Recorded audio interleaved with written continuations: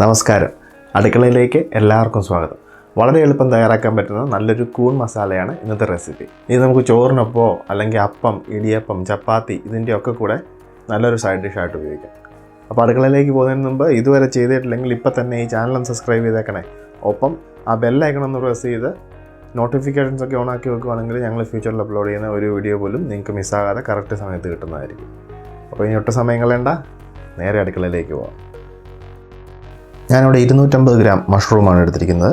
2 പേർക്ക് സുഖമായിട്ട് കഴിക്കാൻ ഇത്രയും മതിയാവും. അപ്പോൾ അതിനായി ഒരു പാൻ ചൂടാക്കുക. ചൂടായി കഴിയുമ്പോൾ തീ ഒരു ലോ ടു മീഡിയം ഫ്ലെയിമിൽ വെച്ച ശേഷം ഇതിലേക്ക് ഒരു ചെറിയ കഷ്ണം കറുവാപ്പട്ട,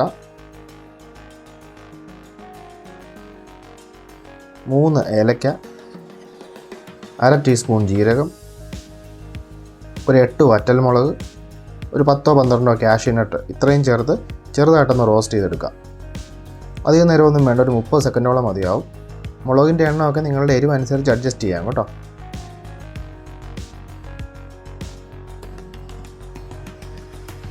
ഇനി ഇതെല്ലാം നമുക്കൊന്ന് നന്നായി അരച്ചെടുക്കണം. അതിനായിട്ട് ഇതൊരു മിക്സിയുടെ ജാറിലേക്ക് മാറ്റാം. അതിനുശേഷം ഇതിലേക്ക് ഒരു ടൊമാറ്റോ കൂടി ചേർത്ത് ഒന്ന് നന്നായി അരച്ചെടുത്ത് മാറ്റി വയ്ക്കുക.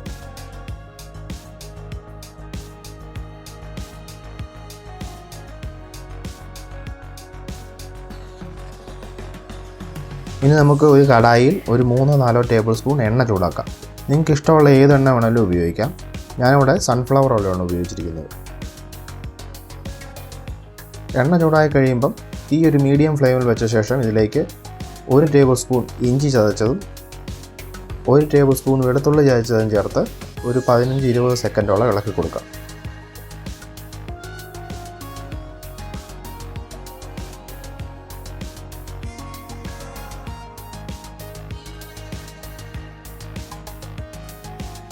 ഇനി ഇതിലേക്ക് ചെറുതായി അരിഞ്ഞു വെച്ചിരിക്കുന്ന ഒരു വലിയ സവോള ഇട്ട് ഒരു 2 മിനിറ്റോളം ഇളക്കി കൊടുക്കാം. സവോള ചെറുതാണെങ്കിൽ 2 എണ്ണം എടുക്കാം കേട്ടോ. അതുപോലെ സവോള ഇത്രയും ചെറുതായിട്ട് അരിയണമെന്നൊന്നുമില്ല, കനം കുറച്ച് സ്ലൈസ് ചെയ്തെടുത്താലും മതി. ഇനി ഇതിലേക്ക് 1 ടീസ്പൂൺ മുളക് പൊടി, 1/2 ടീസ്പൂൺ മഞ്ഞൾ പൊടി, 2 ടീസ്പൂൺ മല്ലിപ്പൊടി ഇത്രയും ചേർത്ത് ഈ മസാലയുടെ പച്ചമണമൊക്കെ ഒന്ന് മാറുന്ന വരെ ഒന്ന് ഇളക്കി കൊടുക്കാം.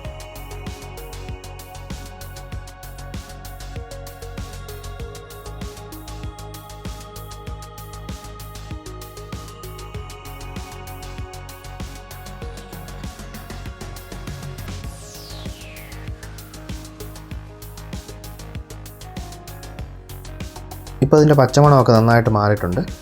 ഇനി ഇതിലേക്ക് ആവശ്യത്തിന് ഉപ്പും സ്ലൈസ് ചെയ്ത് വെച്ചിരിക്കുന്ന 250 ഗ്രാം കൂണും കൂടി ചേർത്ത് നന്നായിട്ടൊന്ന് ഇളക്കി കൊടുക്കാം. ഈ ഉപ്പിനൊപ്പം തന്നെ മഷ്റൂം ചേർത്ത് കൊടുത്തതുകൊണ്ട് ഈ മഷ്റൂമിലെ ജലാംശമൊക്കെ പെട്ടെന്ന് വെളിയിൽ വന്ന് ഈ മഷ്റൂമൊക്കെ ചുരുങ്ങി സോഫ്റ്റായി വരും. ഇതിങ്ങനെ ഒരു 3-4 മിനിറ്റോളം ഇളക്കുക. ഇനി ഇതിലേക്ക് നമ്മൾ നേരത്തെ തയ്യാറാക്കി വെച്ചിരിക്കുന്ന മസാലക്കൂട്ട് ചേർത്ത് നന്നായിട്ട് ഇളക്കുക. ഈ സമയമൊക്കെ തീ ഒരു മീഡിയം ഫ്ലെയിമിലായിരിക്കാൻ ശ്രദ്ധിക്കണം കേട്ടോ.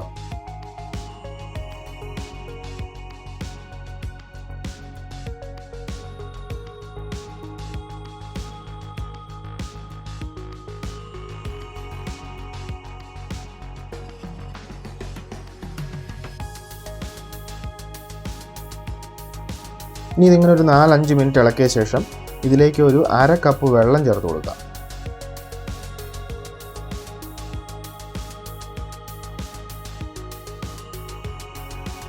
ഇനി ഇത് ചെറുതായിട്ട് തിളച്ചു തുടങ്ങുമ്പോൾ ഇതിലേക്ക് 1 ടീസ്പൂൺ ഗരം മസാല കൂടി ചേർത്ത് ഇളക്കി അടച്ചു വെച്ച് ഒരു ലോ ഫ്ലെയിമിൽ 5 മിനിറ്റോളം വേവിക്കണം.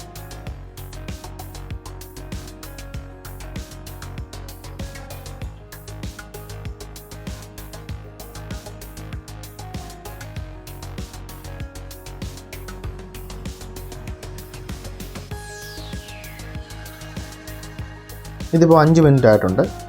ഇപ്പോൾ ഗ്രേവിയൊക്കെ ഏകദേശം തിക്കായി വന്നിട്ടുണ്ട്.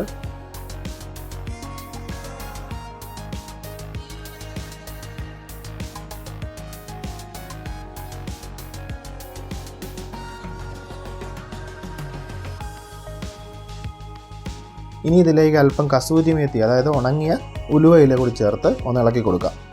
ഈ കസൂരി മേത്തി ഉണ്ടെങ്കിൽ ചേർത്താൽ മതി, ഇത് ഓപ്ഷണലാണ് കേട്ടോ.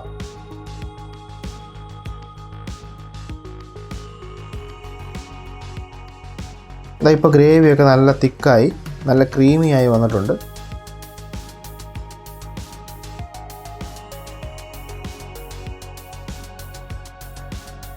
ഇനി തീ ഓഫ് ചെയ്ത ശേഷം ആവശ്യമെങ്കിൽ ഒരല്പം മല്ലിയിലയും കൂടി ചേർത്ത് വാങ്ങാവുന്നതാണ്. ഇതൊരു 10-15 മിനിറ്റ് വെച്ച് മസാലയൊക്കെ ഒന്ന് സെറ്റ് ആയതിനു ശേഷം ഉപയോഗിക്കുന്നതാണ് ഏറ്റവും ബെസ്റ്റ്.